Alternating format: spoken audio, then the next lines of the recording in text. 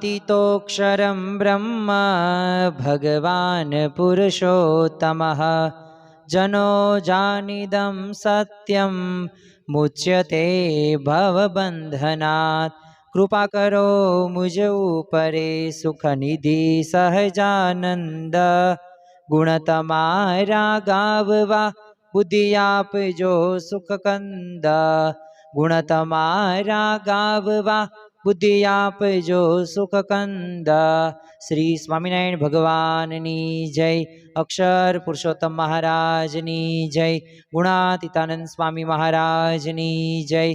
प्रमुख स्वामी महाराजनी जय। प्रगट गुरु हरि महंत स्वामी महाराजनी जय। सूरत अक्षरधाम महोत्सवनी जय। सियावर रामचंद्र भगवाननी जय। दरेक दिव्य हरिभक्तों ने परमा एकादशीना भावभर्या जय स्वामी नारायण।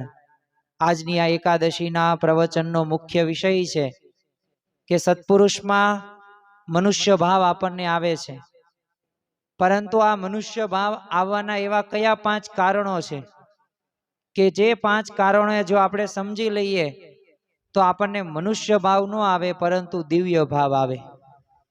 ઘણી વખત કઈ ભૂલ થાય છે ને એ પણ જો આપણે સમજી લઈએ ને તો એનાથી બચી શકાય છે।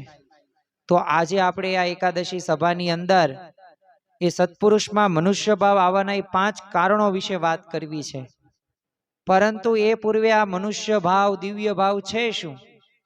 સર્વે સાધનાનું ફળ એ દિવ્ય ભાવને શા માટે ગણવામાં આવે છે અને આ મનુષ્ય ભાવ શાથી આવે છે તો એની આપણે અદ્ભુત વાતો કરવાના છીએ। આમ તો ગુણાતીતાનંદ સ્વામીએ પહેલા પ્રકરણની 102મી વાતની અંદર આ દિવ્ય ભાવ અને મનુષ્ય ભાવ બાબતે કહેલું છે। તો સૌપ્રથમ એ વાતનું આપણે શ્રવણ કરીએ અને ત્યારબાદ સમજવાનો પ્રયત્ન કરીએ કે આ દિવ્ય ભાવ મનુષ્ય ભાવ છે શું। સ્વામિનારાયણ હરે સ્વામિનારાયણ હરે। સ્વામીએ વાત કરી છે કે મોટાને વિશે મનુષ્ય ભાવ નથી રહ્યો તેનો કેમ તપાસ કરવો? તો એ પ્રશ્નનો ઉત્તર કર્યો જે એની કોઈ ક્રિયામાં દોષ ન આવે એ જ દિવ્ય ભાવ છે। જો અહીંયા મૂળ અનાદિ અક્ષર મૂર્તિ ગુણાતીતાનંદ સ્વામીએ ખાલી 1.5 વાક્યની અંદર એમને મનુષ્ય ભાવ ક્યાંથી આવે છે ને એનું આપણને સચોટ માર્ગદર્શન એ આપ્યું છે। તો ખરેખર મોટા પુરુષ એટલે કોણ? તો સત્પુરુષ।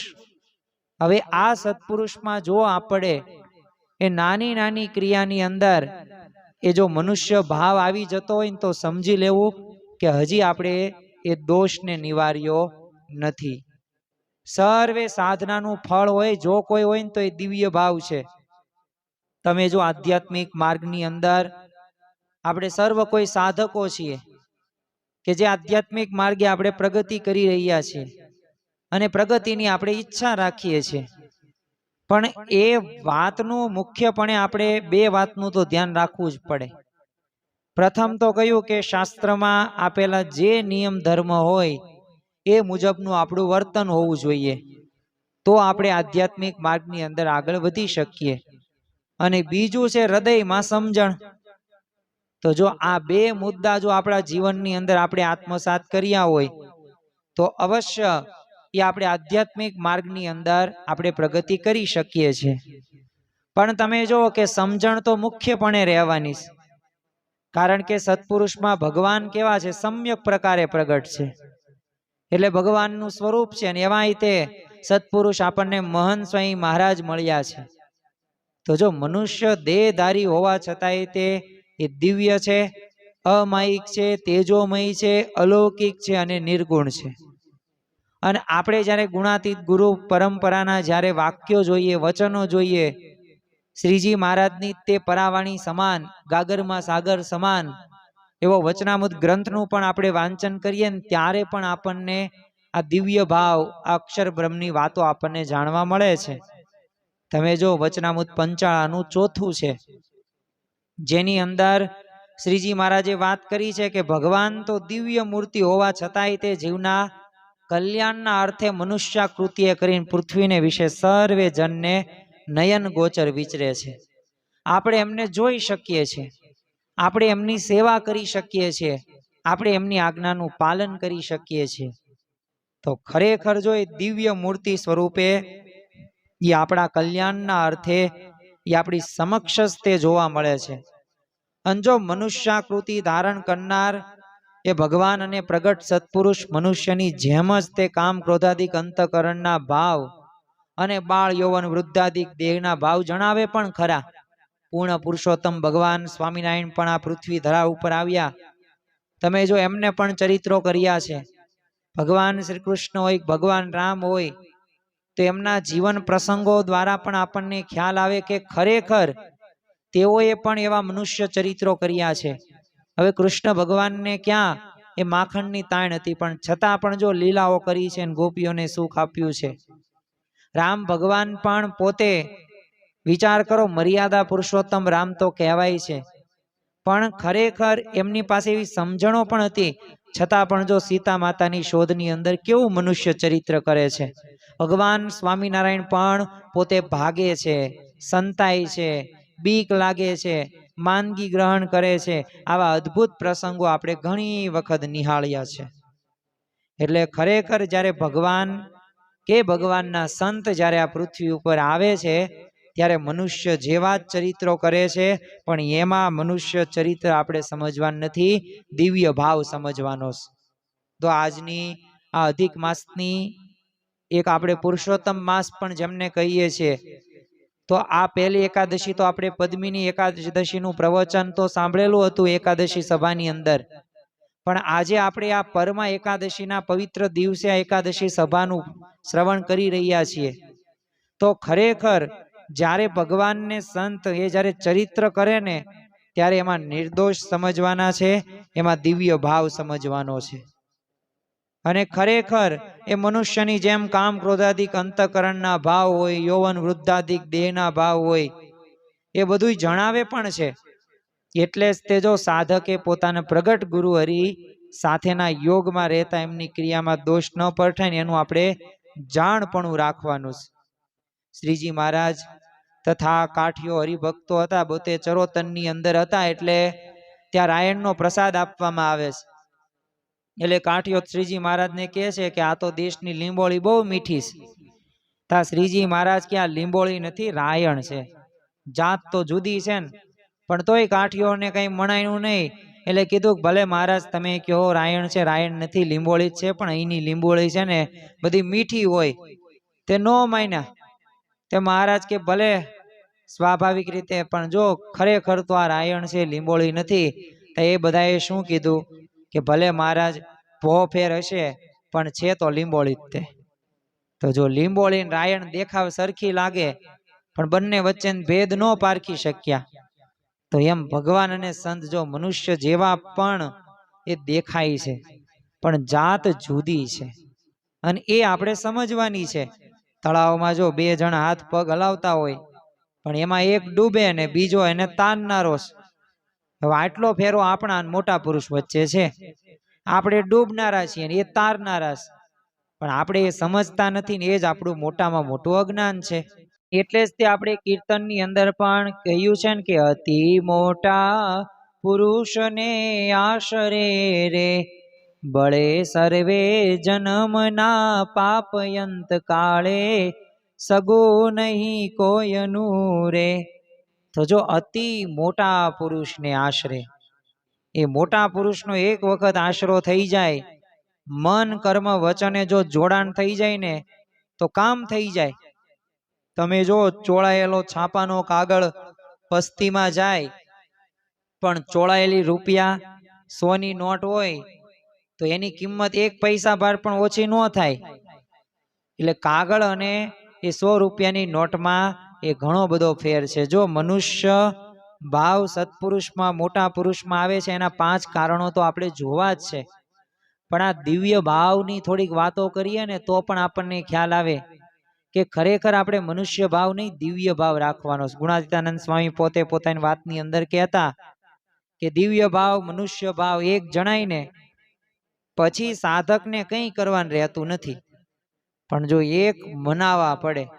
પ્રથમનું 24મું એક વચનામૃત છે, તો તો એની અંદર પણ શ્રીજી મહારાજે વાત કરી છે, પોતામાં ગમે તેવા ભૂંડા સ્વભાવ હોય, પણ જો ભગવાનને અતિશય નિર્દોષ સમજે ને તો પોતે પણ અતિશય નિર્દોષ થઈ જાય છે. મૂલાનાદિ અક્ષરમૂર્તિ ગુણાતીતાનંદ સ્વામી જુનાગઢની અંદર 40 વર્ષ 4 મહિના ને 4 દિવસ રહ્યા.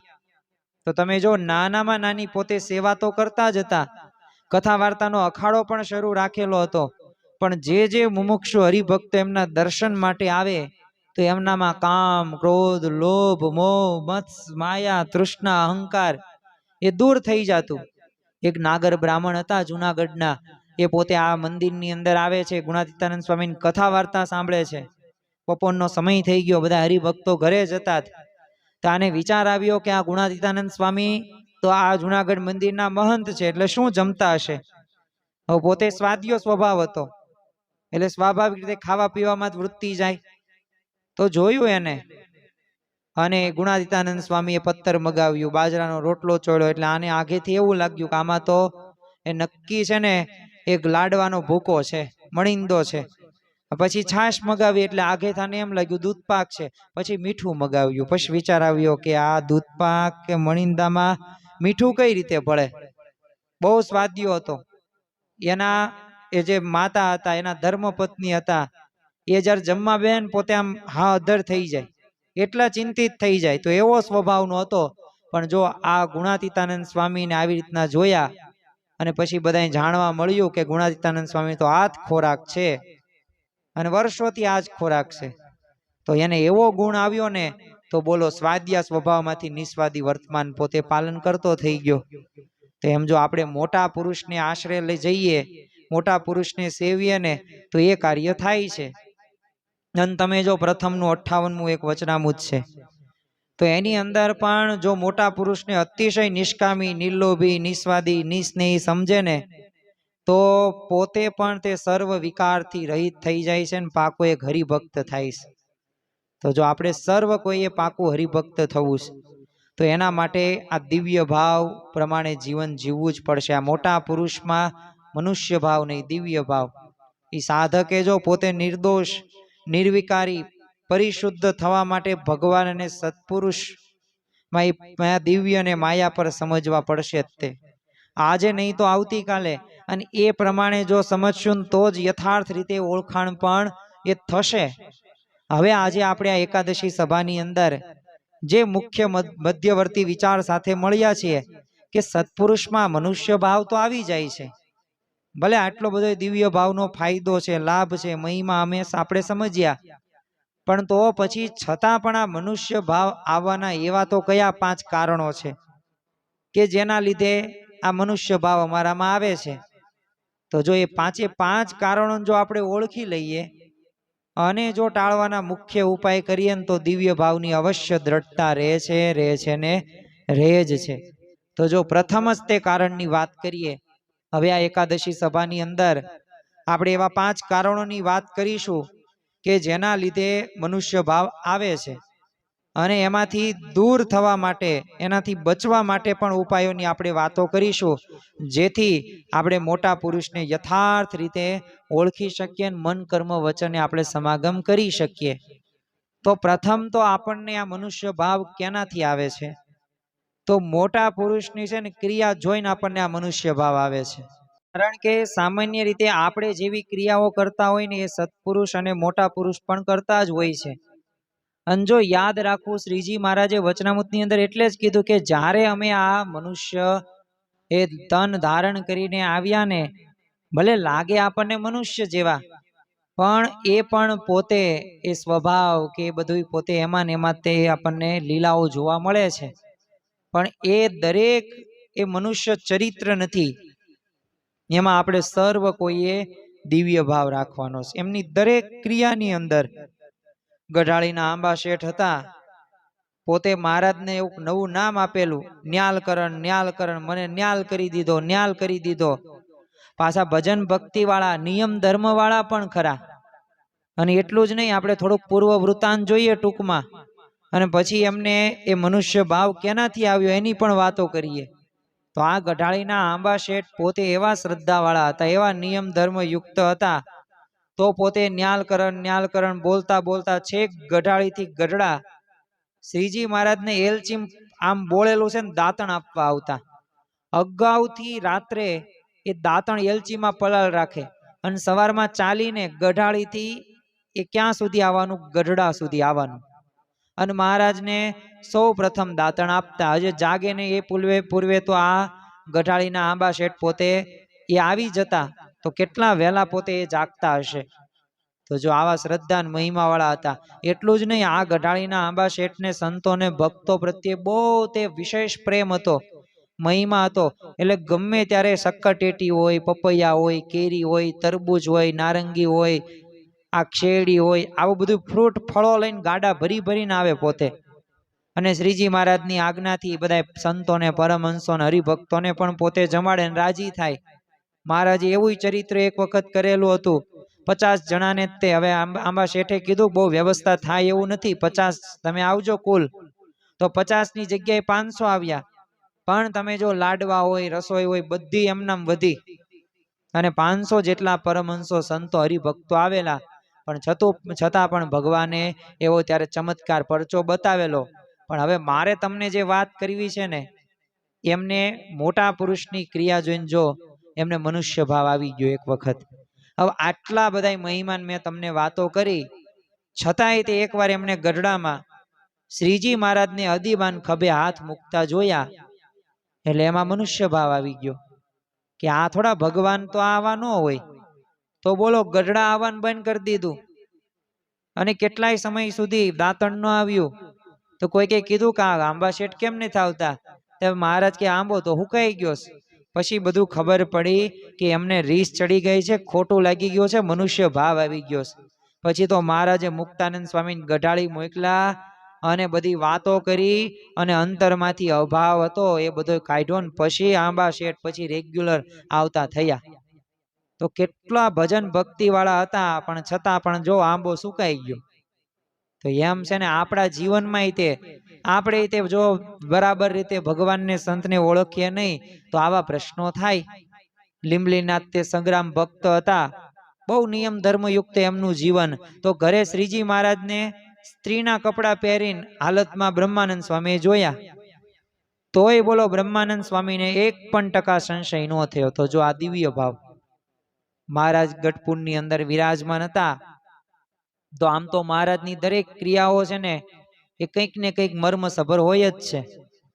એટલે એકવાર મહારાજ પોતે સભા કરીને બેઠેલા, બધી વાતો કરતા હતા. તો એમાં એક સળી તોડી. હવે આપણને શું મનમાં થાય કે આ શું ચાળો કર્યો? પણ મુક્તાનંદ સ્વામી બેઠેલા અને એમને જોઈ લીધું કે મહારાજે કંઈક ચરિત્ર કરેલું. એટલે મહારાજને પ્રશ્ન જ પૂછ લીધો કે આ શું ચરિત્ર કર્યું? તે શ્રીજી મહારાજ કે એક બ્રહ્માંડ તોડ્યું ને એક બ્રહ્માંડ જોડ્યું. તો જો મુક્તાનંદ સ્વામીએ તરત તે વાતને દિવ્ય ભાવથી સ્વીકારી લીધી. એક વખત મહારાજે એવું પણ ચરિત્ર કરેલું હતું કે હાથમાં રૂમાલ ને કીધું કે આ શું છે? આ તલવાર છે. તો મુક્તાનંદ સ્વામી કે હા મહારાજ, તલવાર છે. પણ બ્રહ્માનંદ સ્વામી ન માન્યા કે ના, હું એમ ન માનું, આ તો રૂમાલ જ છે, તલવાર ક્યાંથી હોય? અને હું તો રીતસર નજરે જોઉં છું કે આ તલવાર નથી, રૂમાલ છે. અને મહારાજે જ્યાં ઉપર કાપડ કર્યું અને તલવાર થઈ ગઈ. પણ જો આવું ચરિત્ર કર્યું, પણ મુક્તાનંદ સ્વામીને સંશય થતો નથી. એ તલવાર તો તલવાર. પાછું મુક્તાનંદ સ્વામીએ બ્રહ્માનંદ સ્વામીને બીજા બધા સંતો ભક્તોને શું કીધું કે હાલ મહારાજે છે ને રૂમાલનું નામ તલવાર પાડેલું છે. તો જો આવો તો દિવ્ય ભાવ હતો. યોગીજી મહારાજને એક ભાઈ કીધું કે શાસ્ત્રીજી મહારાજના અક્ષર બહુ ગરબડિયા છે. યોગીજી મહારાજે આવું સાંભળ્યું ને કીધું, ગુરુ એ તો અક્ષરધામના અક્ષર છે, એટલે આપણને છે ને ઉકેલતા આવડતું નથી, મને મોતીના દાણા જેવા અક્ષરો છે. પ્રમુખ સાંઈ મહારાજને પણ એક વખત પૂછેલું કે શાસ્ત્રીજી મહારાજની કઈ ક્રિયા તમને ગમે? તો જો આપણને જરા આ પ્રશ્ન પૂછવામાં આવે ત્યારે આપણી પાસે જવાબ હોય, અલગ અલગ ઘરના સભ્યોના મંતવ્યો હોય કે મને આની આ ક્રિયા ગમે, આ ક્રિયા ગમે, આ તો ગમે જ નહીં, આનો તો અભાવ જ આવે. પણ પ્રમુખ સ્વામી મહારાજે જરા આવો પ્રશ્ન આવો પૂછવામાં આવ્યો તો ત્યારે એમણે શું કહ્યું કે બધી જ ક્રિયા શાસ્ત્રીજી મહારાજની એ ગમતી હતી ને ગમે છે. તમે જો શ્રીજી મહારાજના પણ એવા ઘણા બધા પ્રસંગો છે કે જેમાં એમને કેવા મનુષ્ય ચરિત્રો કરેલા છે. એક બે પ્રસંગો જોઈએ અને આ જે પ્રથમ કારણ છે ને એને સરખી રીતે આપણે સમજી લઈએ, કારણ કે ક્રિયાઓ રહીને જ્યારે મોટા પુરુષની ક્રિયા જોઈએ ને ત્યારે આપણને મનુષ્ય ભાવ સહેજે સહેજે આવે છે ને, એના માટે જરૂરી છે આ. તમે જુઓ કે ઘણા બધા સાધારણ મનુષ્ય જેવા ચરિત્રો શ્રીજી મહારાજે કરેલા છે. ગરડામાં શ્રીજી મહારાજ ઢોલિયા ઉપર પોતે સૂતા હતા ને કાન ખજૂરો નીકળે છે. તે મહારાજ કે આ કરડે તો શું થાય? તે સુરા ખાચર કે સોજો ચડી જાય. તે મહારાજ કે આપણે ઢોલિયો ઉપાડો. તો બોલો 3 વાર ઢોલિયો ઉપડાવેલો મહારાજે. અને અંતે મૂળજી બ્રહ્મચારી કીધું કે મહારાજ તમે સૂઈ જાઓ, હું જાગું છું, અને જો કાન ખજૂરો તમને નજીક નહીં આવવા દો બસ. પછી મહારાજ પોતે સૂવે છે. સંવત 1865 તે વૈશાખ માસની અંદર હવે શ્રીજી મહારાજ ખોખરા મહેમદાબાદ હતા, તો ત્યાં લોલંગર બધા બાવાઓ મહારાજને મારવા માટે આવેલા. તો મહારાજ પણ ભય બતાવીને ત્યાં બોલો ભાગી ગયા, અને સીધા જ તે છે ને પોતે વેહાલાલ પધારેલા. તે મહારાજ તો ધ્રુજતા ધ્રુજતા જયસિંહભાઈના મકાનમાં સંતાઈ ગયા. તે ઘરમાં કોઈ પુરુષ હતા નહીં, અને વખતભાઈ એક જ ઘરે હતા. એટલે મહારાજે કીધું કે અમારી પાછળ લોલંગર બધા પીડ્યા ઓલો છે દ્વેષીઓ, એટલે અમને બીક લાગે છે. તો વખતબા કે મહારાજ અમે બાઈઓ તમારું રક્ષણ કરશું. વિચાર તો કરો, એક ભક્ત ભગવાનને આવું કહે છે. તો મહારાજ સંતાઈ ગયા. તો થોડી વારમાં જયસિંહભાઈ ને વેલલાલના બધા ભક્તો આવી ગયા. તે મહારાજ તો તોય સંતાઈને બેઠેલા જ હતા. હવે આવી રીતના સંતાઈને બેઠેલા જોયા ને એટલે જયસિંહભાઈએ કીધું કે દયાળુ, આપના ચરિત્રો ખરેખર મોહ પમાડે ને એવા છે. અને આવી વાત સાંભળીને શ્રીજી મહારાજે હસતા હસતા કીધું કે તે સિવાય તો તમારી બુદ્ધિ અમારા સ્વરૂપમાં સ્થિર થઈ છે કે નહીં ને, અમારો નિશ્ચય થયો છે કે નહીં, તો અમને ખબર કેમ પડે? તો જો જ્યારે ભગવાન અને સંત એ આવા મનુષ્ય ચરિત્રો કરે ને ત્યારે એ આપણી પરીક્ષા લે છે. અને આ કઈ બ્રેન વોશ કરવાનું કામ નથી, એવા વિચારો નથી. કારણ કે શ્રી કૃષ્ણ ભગવાનને પણ માખણની ચોરી કરેલી, જરાસંઘ આગળ હારવા જેવા મનુષ્ય ચરિત્રો કરેલા છે. તો રામ ભગવાન પણ જો જાણતા જ હતા કે આવતીકાલે રાજ્યાભિષેક થવા નથી જ તે, અને પિતા દશરથ મૃત્યુ પામવાના છે, માર વનમાં જવાનું જ છે, પણ તોય તે જો મનુષ્ય ભાવ બતાવીને સંપૂર્ણ અજાણ બની રહ્યા કે ન રહ્યા જ તે. આપણે અવતાર માનીએ છીએ કે નથી માનીએ? માનીએ જ છે ભગવાન રામને અવતાર. અને પોતે પૂર્ણ પુરુષોત્તમ, આમ સ્વાભાવિક રીતે મર્યાદા પુરુષોત્તમ તરીકે ઓળખાય છે. તો જો આવું થશે, આવી પરિસ્થિતિઓ બનશે, તો ભગવાનના નિશ્ચયની વાત રહીને મોટા પુરુષની નિશ્ચયની વાત છે ને બરાબર રીતે આપણે એમનું સ્વરૂપ આપણે ઓળખી લેવાનું છે. એમની દરેક ક્રિયાની અંદર એ આપણે ભગવાનનો ભાવ આપણે પરખીએ ને એ જ સાચું એ ભક્તપણું છે. મધ્યનું 10મું વચનામૃત છે, એમાં શ્રીજી મહારાજે કીધું કે જ્યારે ભગવાન પ્રાકૃત ચરિત્ર કરે ને તો એને વિશે પણ જેને દિવ્યપણું જણાય ને તો એ પરમેશ્વરનો ભક્ત સાચો કહેવાય. અને જો શ્રી કૃષ્ણ ભગવાને પણ શ્રીમદ ભગવદ્ ગીતાની અંદર 4થો અધ્યાય 93મા શ્લોકની અંદર કીધું છે કે જન્મ કર્મ ચ મે દિવ્યમેમ યો વેતિ તત્વતઃ ત્વત્તકામ દેહમ પુનર્જન્મ નેતિ મામેક સોર્જનુઃ. કે મારો જન્મ અને કર્મોને જે દિવ્ય જાણે છે અને દેહ ત્યજીને પુનર્જન્મ પામતો નથી પણ મને પામે છે. તો જો આવી વાત રહીને એ શ્રી કૃષ્ણ ભગવાને પણ કરી છે, તો આપણે એટલે શું કરવાનું છે? વળી તમારે વિશે જીવન નાવે મનુષ્ય બુદ્ધિ કોઈ દન. અને એ ઉત્તર ગુજરાતની બાઈ હરિભક્તો મહારાજ આગળ ફગવા માગે છે, જે જે લીલા કરો તમે લાલ, તેને સમજો અલૌકિક ખ્યાલ. તો ખરેખર જો ભગવાન અને સંતની દરેક ક્રિયામાં આપણે દિવ્ય ભાવ રાખવાનો છે, અલૌકિક સમજવાનું છે. ઓલ ઇન વન સમાધાન, મહાબળવંત માયા પ્રાર્થના પૂરી થઈ, મહારાજ રાજી થયા અને ભગવાનની અંદર શું આપે છે? એક એવી કી આપે છે કે જેમાં બધાય પ્રશ્નોનું સમાધાન હોય. એટલે આપણે કહીએ છીએ સર્વે સાધનાનું ફળ એ દિવ્ય ભાવ છે. નિર્દોષ મને સમજજો, મારી દરેક ક્રિયાની અંદર તમે દિવ્ય ભાવ રાખજો. અને જો આ બે કલમ સમજી લઈએ ને ભગવાનનું સ્વરૂપ, મોટા પુરુષનું યથાર્થ સ્વરૂપ આપણે સમજી શકીએ, તો જો આ મનુષ્ય ભાવ આવવાનું કારણ છે, જે પહેલું કારણ આપણે સમજ્યા કે મોટા પુરુષની ક્રિયા જોઈને આપણને મનુષ્ય ભાવ આવે છે. બીજું કારણ કયું છે? તો બીજું કારણ છે પોતાના દોષના કારણે મનુષ્ય ભાવ આવે છે. હવે જેવી દ્રષ્ટિ એવી સૃષ્ટિ. તમે જેવી દ્રષ્ટિ રાખો છો એવો વ્યક્તિનું તમે મૂલ્યાંકન કરો છો. તો એ પરિસ્થિતિ બનવાની જ છે. જીવા ખાચરને જો પોતાના ભત્રીજા હતા દાદા ખાચર ઉપર ઈર્ષા હતી, તો શ્રીજી મહારાજ દાદા ખાચરને ખૂબ સાચવતા. તો શ્રીજી મહારાજમાં પણ મનુષ્ય ભાવ આવ્યો ને બોલો એમને મારવા માટે તૈયાર થઈ ગયા. મચ્છિયાના ફઈબા જો ઘણા બધા દિવસ પછી યાદ કર્યા આપણે, તો આ મચ્છિયાના ફઈબા હતા. કયો સ્વભાવ હતો? હઠનો સ્વભાવ હતો. શ્રીજી મહારાજનું વચન એ નો માન્યા. કીધું એમને કે તમારા વહુને પાછા બોલાવો. એ પોતે માફી માંગવા માટે તૈયાર છે, તમે અબોલા મૂકી દો. મહારાજ 33 વખત એમના ઘરે પોતે રહ્યા છે ને ત્યાં સમયા ઉત્સવો કરેલા છે, પણ નો માન્યા. અને પાછું કેવું બોલે છે કે મહારાજ તમે ભગવાન ખરા, પણ આમાં તમને ખબર ન પડે વ્યવહારની. તમે અમને કેવા જાણો છો? મહારાજ કે એક તમે સર્વોપરી ભગવાન છો. જો સ્વરૂપ આમ બધું પાકા પાયે જ્ઞાન હતું, પણ જો દિવ્ય ભાવ નહોતો, મનુષ્ય ભાવ આવી ગયો. કેમ? પોતાના દોષના લીધે. પોતાના હઠનો સ્વભાવ હતો, એમાં મહારાજનું માન્યા નહીં.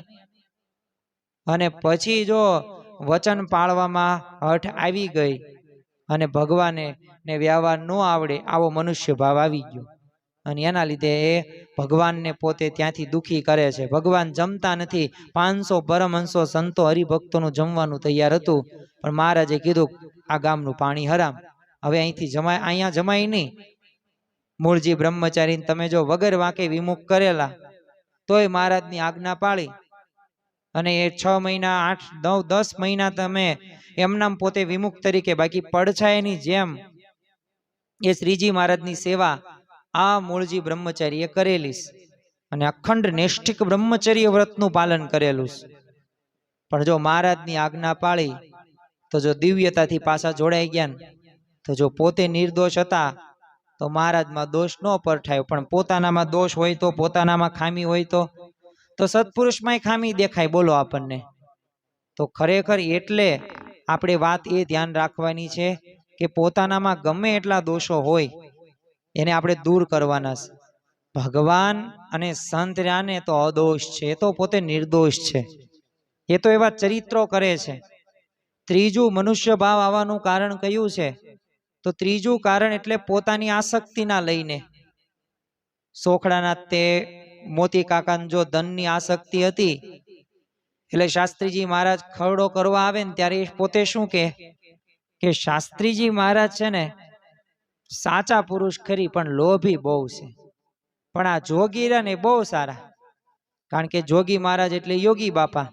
એ તો રોટલા ઘડી મહેમાનની આગતા સ્વાગતા ને સરભરાજ કરતા શાસ્ત્રી મહારાજની આજ્ઞા પ્રમાણે.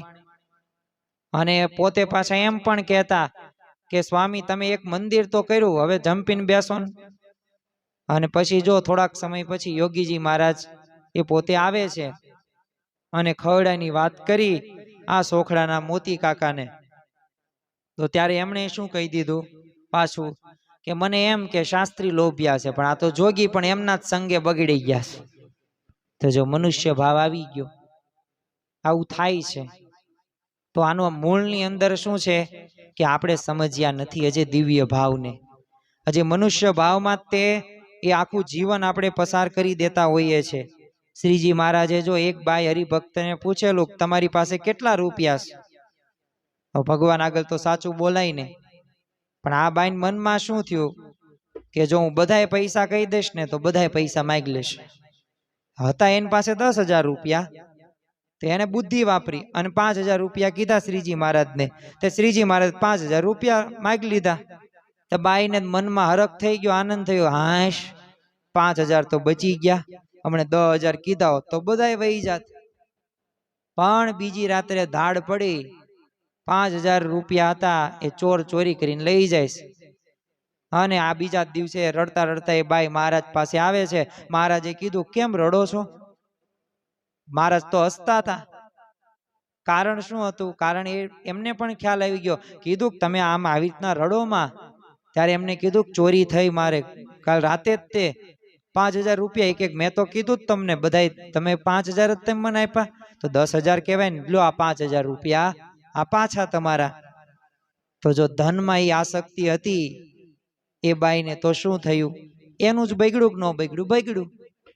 તો એમ છે ને, પોતાની આસક્તિના લઈને તે આપણને મનુષ્ય ભાવ આવી જાય છે. આપણે મનમાં કેવું હોય છે કે આ તો કંઈ જાણતા નથી, આપણે કંઈક છુપાઈ રાખીએ, પણ એ તમે છુપાવો કે ન છુપાવો એ બધુંય જાણે જ છે. એ તન કી જાણે મન કી જાણે, જાણે ચિત્ત કી ચોરી. એ તમે ભગવાન અને સંત આગળ કંઈ છુપાઈ શકો નહીં. તો આના આધારે આપણને ખ્યાલ આવે કે ક્યારેય તે ભગવાન અને મોટા પુરુષ સમક્ષ ક્યારેય કપટ ન કરવું, નિષ્કપટપણે વર્તવું. જેવા છો તેવા ભગવાનને સંતો બધુંય જાણે જ છે. આપણે નિખાલસતાથી કહી દેવું, જેમ જોબન પગી મુંજો સુરુ વાલેરો વરુ, આ બધાએ જે રીતે નિષ્કપટ થયા છે ને, એવી રીતે આપણે નિષ્કપટ થવાનું. જો ભગવાનને સંતો એની જ રાહ જોવે છે કે ક્યારે મારો ભક્ત મારી પાસે આવે અને પોતે જે હોય એવો પોતાનું વર્ણન કરે. તો આપણે જેવા હોય ને એવા કહી દેવું જોઈએ. ચોથું એક મનુષ્ય ભાવ આવવાનું કારણ કયું છે? તો મનમાં કે બહારના કે સત્સંગના કુસંગના કારણે મનુષ્ય ભાવ આવે છે. ગુજરાતીમાં એક કહેવત આપણે સાંભળેલી છે કે સંગ તેવો રંગ. જેવા સંઘની અંદર તમે રહો એવા તમે બની જાઓ છો.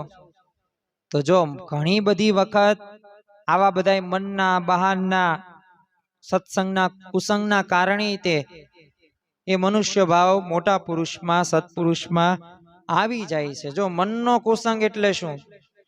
તો તમે જો શુકજી પાસેથી કૃષ્ણ કથા સાંભળતા પરીક્ષિતને સંશય થયો કે આ ધર્મના ધરતલ એવા શ્રી કૃષ્ણ ભગવાનને પરદારાનો સંગ કેમ કરેલો?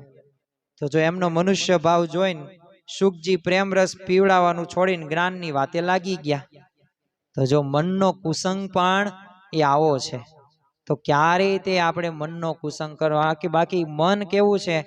નીલ વાંદરા જેવું છે, ક્યારેય તે પોતે સ્થિર નહીં રહે. બાકી આ મનને જ્યારે જીતીશું ને ત્યારે આપણે એવી સ્થિતિ સુધી પહોંચશું. અને જે ભક્તો અને સંતો એ પોતે આ મનને જીત્યા છે ને, એ પોતે એવી આધ્યાત્મિક સ્થિતિ એ પોતે પહોંચ્યા પણ છે. આપણે છે ને મનને જીતવાનું છે.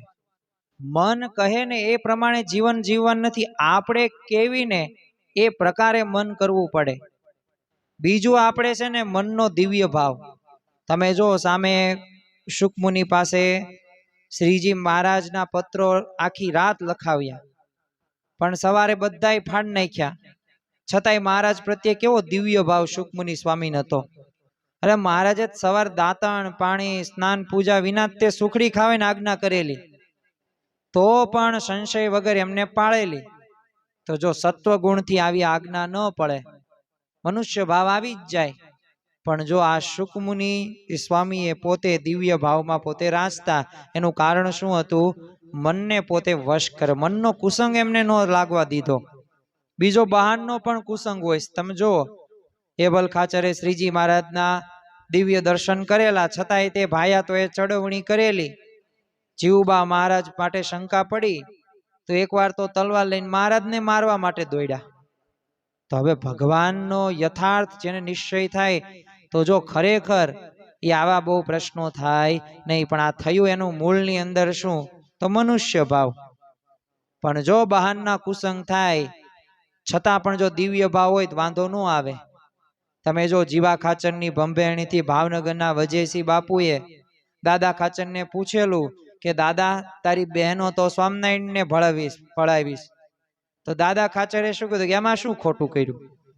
તેઓ તો ભગવાન છે ને, એમ ન જ મનાય તો ખરેખર તો બ્રાહ્મણ તો છે જ. તે તો કેવો દિવ્ય ભાવ કહેવાય.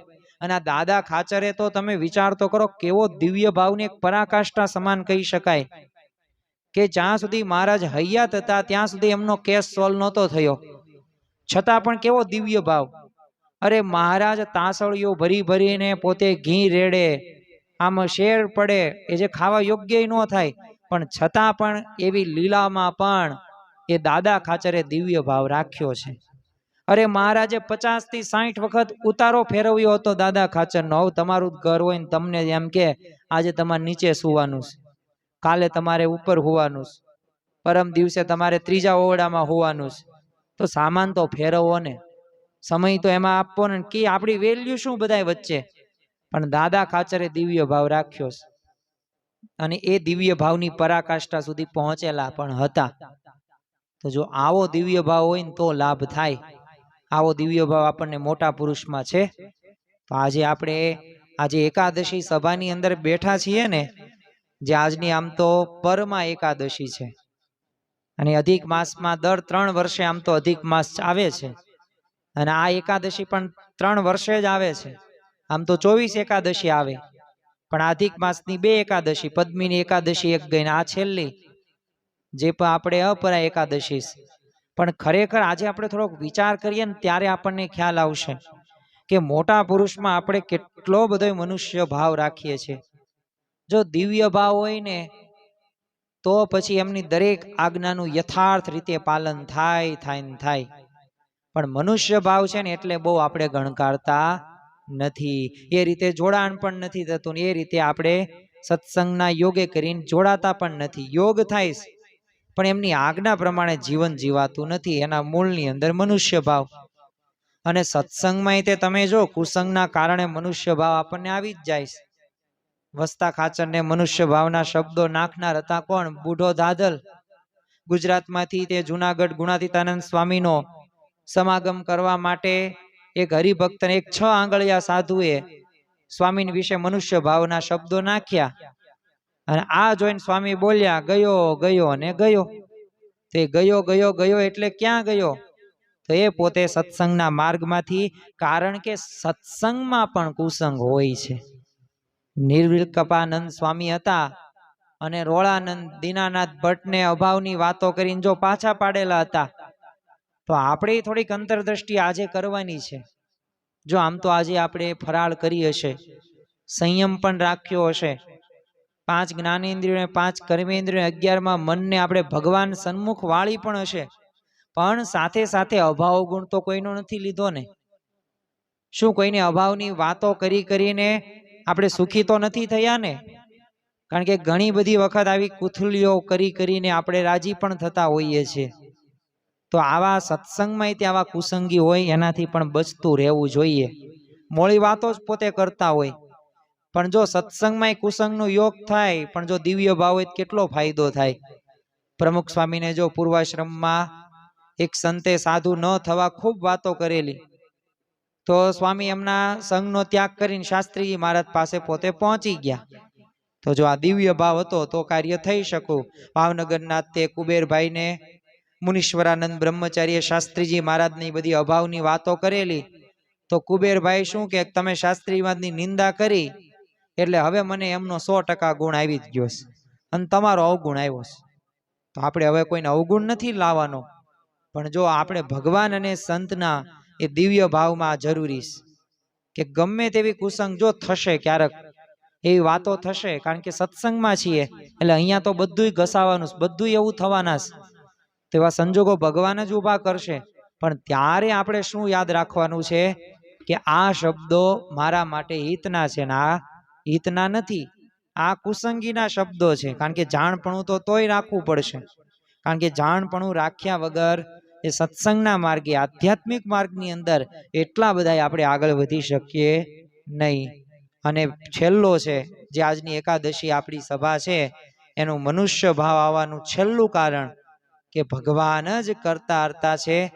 જો એ સમજણ જો દ્રઢ ન હોય ને તો પણ મનુષ્ય ભાવ આવી જાય છે. થાય છે કેવું? માળા કરીએ, પૂજા કરીએ, નિયમ ધર્મયુક્ત જીવન જીવતા હોઈએ, સભામાં જતા હોઈએ, ધર્માદો પણ કરતા હોય, પણ જ્યારે ભગવાનને સંતને પ્રાર્થના કરીએ, હવે એ પ્રાર્થના સ્વીકારે એનું ફળ મળે તો પાછું વાહ વાહ, તો ગમે. પણ જો એ કામ થાય નહીં તો આપણને સત્પુરુષ કે મોટા પુરુષ કે ભગવાન ગમે નહીં, સત્સંગ પણ ગમે નહીં. તો જો યોગીજી મહારાજ કહેતા દિવ્ય ભાવ રહે ને સૂક્ષ્મ ભક્તિ, દિવ્ય ભાવ રહે ને તો જ કલ્યાણનું જતન થયું કહેવાય. તો કલ્યાણ તો સર્વ કોઈએ કરવું છે, સર્વ કોઈનો લક્ષ્ય છે, સિદ્ધાંત છે કે મારે મારા જીવનું કલ્યાણ કરવું છે. અને મહારાજ અને ગુણાતીત ગુરુ પરંપરા પણ એ કલ્યાણ કરવાના અર્થે જ અહીંયા આવ્યા છે. આપણને એમનો સમાગમ મળે, આપણને એમની સેવા મળે, આપણને એમનો લાભ મળે, આપણને એમનો દર્શન કરવાનો યોગ મળે, તો એ બધું તે એક પ્રકારનો સમાગમ જ છે. અને એના માટે એનાથી તો કલ્યાણ થવાનું છે. હવે શરીરમાં અસાધ્ય રોગ આવે ને પ્રાર્થના માનતા છતાંય ન મટે, તો ત્યારે શું થાય છે? ભગવાને મને જ દુઃખ આપ્યું, બીજા બધાય 2 નંબરના ધંધા કરે છે, તો એને સુખ જ છે, મારા જીવનમાં જ નકરું દુઃખ જ છે. તો જો આપણે તરત ત્યાં આવું કહી દઈએ ભગવાન સમક્ષ, લોકોને કહી દેતા હોઈએ છીએ, તો જો બરાબર રીતે આપણે દિવ્ય ભાવનું પાલન કર્યું નથી. જે રીતે દિવ્ય ભાવ એ આપણે દ્રઢ કરવાનો છે, તો એ દિવ્ય ભાવ નથી કર્યો ત્યારે તે આવા પ્રશ્નો બને છે. એટલે જીવનમાં એક વાત ધ્યાનમાં રાખવી કે પ્રશ્નો એ પાર્ટ્સ ઓફ લાઈફ છે. જીવનમાં પ્રશ્નો આવે, એવી વિપરીત પરિસ્થિતિ પણ આવે, પણ ત્યારે આપણે ભગવાન અને સંતને એક કરતા હરતા માનવાના છે. અને એ જો કરતા હરતા આપણે માનીશું તો અવશ્ય ભગવાન આપણી રક્ષા કરવાના જ છે. તમે જો ગુણાતીતાનંદ સ્વામી પહેલા પ્રકરણની 22મી વાતમાં કીધું જ છે કે ભગવાન તો પોતાના ભક્તની રક્ષા કરવા જ બેઠા છે. કેની પેઠે? તો જેમ પાપણ આંખની રક્ષા કરે છે, ને હાથ કંઠની રક્ષા કરે છે, ને માવતર છોકરાની રક્ષા કરે છે, તે રાજા પ્રજાની રક્ષા કરે છે, તો એમ ભગવાન પણ આપણી રક્ષા એ કરે છે. તો આવી રીતે ભગવાન અને સંતો રક્ષા કરે જ છે. પણ એમાં હવે આપણે શું રાખવાનું છે? એવો દિવ્ય ભાવ રાખવાનો છે કે જે ભગવાન અને સંત મારી સાથે કરશે એ બધુંય સારું જ કરે છે. અને જો દાસના દુશ્મન હરિકેદી હોય નહીં, એ જેમ કરશે તેમ એ સારું જ થશે. તો એવા ખરેખરા જો ભક્ત હોય ને, તો એવી રીતે આપણે જાણીએ. અને જીવનમાં તે એક આપણે પ્રસંગ જોઈને આજની એકાદશી પૂરી કરીએ સભા. તો મહારાજે છે ને મુક્તાનંદ સ્વામીને એક પ્રશ્ન પૂછ્યો કે આ શેર ચોખામાં કેટલા માણસો જમે? તે મુક્તાનંદ સ્વામી કે શેર જ ચોખા હતા, જાજા કઈ હતા નહીં. તે એમણે શું કીધું કે આપ ઈચ્છો ને એટલા જમે. તે મહારાજ કે 5 જમે. તે મુક્તાનંદ સ્વામી કે હા મહારાજ 5 તો જમે જ. તે જો કરતા હરતા પણ આને કહેવાય. મહારાજે બદલી નાખ્યું વાક્ય, 5 નહીં 10 જમે. તો મુક્તાનંદ સ્વામી કે હા મહારાજ 5 નહીં 10 જમે, વાત સાચી. તો મહારાજે પાછું પલટી મારી દીધી. એ કે 10 નહીં 5 નહીં 500 જમે. વિચાર તો કરો, કેટલા શેર ચોખા? ખાલી 1 શેર ચોખા હતા અને એમાં 500 જણાય. તો મુક્તાનંદ સ્વામી કે હા મહારાજ તમે ધારો ને તો 500 જરૂર જમે. તો મહારાજ કે મુક્તાનંદ સ્વામી તમે કેમ ખોટું હા કરો છો? 1 શેર ચોખામાં 500 માણસ કેવી રીતે જમે? તો મુક્તાનંદ સ્વામી કે આપની હાથની વાત છે, આપ તૃપ્તિ મૂકી દો તો 1 ચોખાના દાણા મનુષ્ય તૃપ્ત થઈ જાય, તો શેર ચોખામાં કેટલા માણસો તૃપ્ત થાય? તો જો મુક્તાનંદ સ્વામીમાં એ મુમુક્ષુતા હતી, તો મહારાજની આવી વાતોમાંથી પણ એમને મનુષ્ય ભાવ ન આવ્યો, પણ દિવ્ય ભાવ જ આવ્યો. તો એમ આપણે પણ આપણા જીવનની અંદર આ પ્રકારની સમજણ દ્રઢ કરીને રાખવાની છે. અને ગમે તેવી પરિસ્થિતિ આવે, વ્યવહારમાં ખોટ જાય, કુટુંબમાં મૃત્યુ પામે, ગમે એવા પ્રસંગો ન આવે, ભગવાન જ કરતા હરતા જે કરે છે સારા માટે જ કરે છે. જો આવી સમજણ હોય ને તો મનુષ્ય ભાવ આવે નહીં.